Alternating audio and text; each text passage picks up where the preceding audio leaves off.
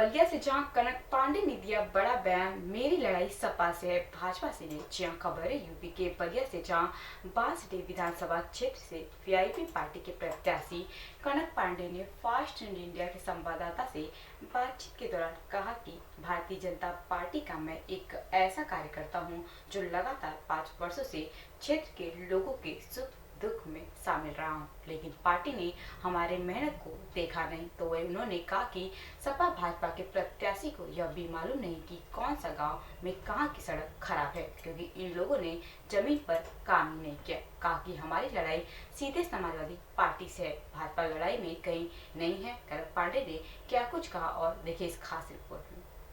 आए हुए हैं वीआईपी पार्टी से। तो एक तरफ से भारतीय जनता पार्टी है, दूसरी तरफ समाजवादी पार्टी है। किसके साथ आपका जोरदार टक्कर है इस चुनाव में?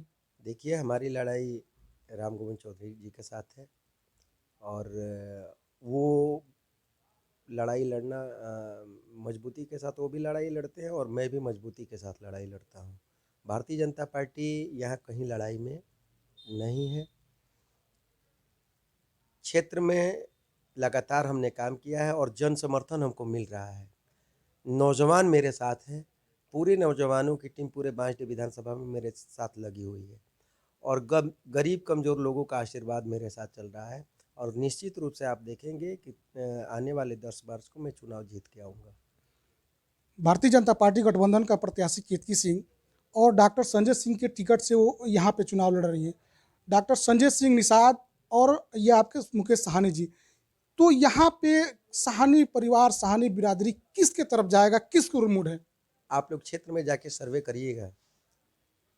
सबसे बड़ा चीज़ तो ये है कि चाहे नगर पंचायत हो या बांसडीह विधानसभा क्षेत्र, मैं निषाद लोगों का चहेता हूँ। अगर उनके बीच में सबसे ज़्यादा रहने का किसी ने काम किया है तो मैं किया हूँ और दिल से लोग हमको लाइक करते हैं और जिस व्यक्ति को कोई समाज अगर दिल से लाइक करता है तो आप समझते होंगे कि उस हमको तो लगता है कि पूरे ज़िले का सबसे पिछड़ा हुआ क्षेत्र हमारा बांसडीह विधानसभा क्षेत्र है। 30% से ज़्यादा आबादी डूब क्षेत्र में निवास करती है और 6 महीना लगातार पानी में घिरी रहती है। लोगों को सड़कों पे रहने के लिए मजबूर होना पड़ता है और सड़कों का हाल इतना खस्ता हाल है कि जहाँ 10 मिनट में पहुँचना चाहिए, वहाँ घंटों का समय लग जाता है जाने में।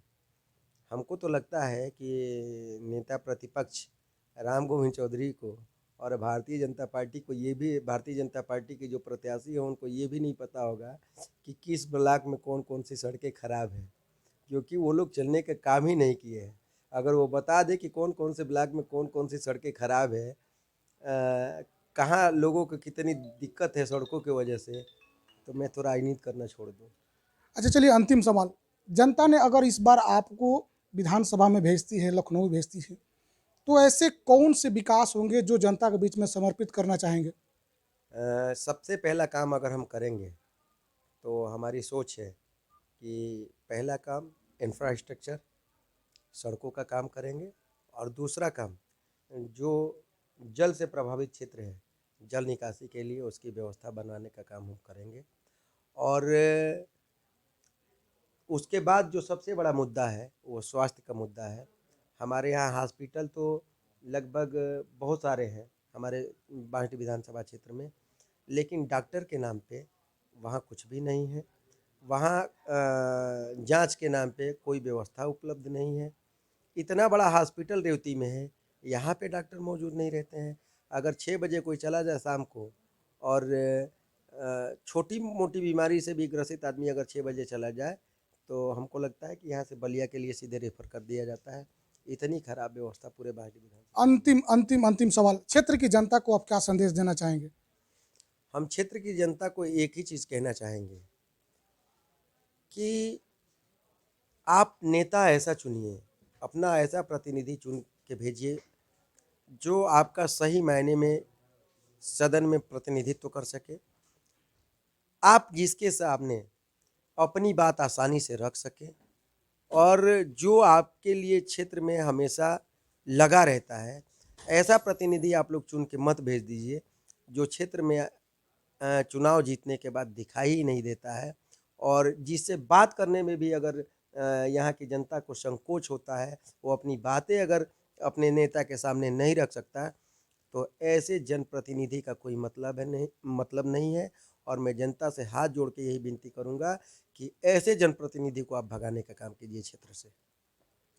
चलिए, बहुत बहुत धन्यवाद। तो ये थे हमारे वीआईपी पार्टी के नेता कनक पांडे जी, जिन्होंने बखूबी तरीके से अपने विकास कार्यों के बारे में बताया कि यहाँ कोई विकास कार्य नहीं हुआ, स्वास्थ्य व्यवस्था काफ़ी खराब है और जनता ने अगर मुझे मौका दे तो क्षेत्र में बहुत सारे विकास के कार्य किए जाएंगे। बहुत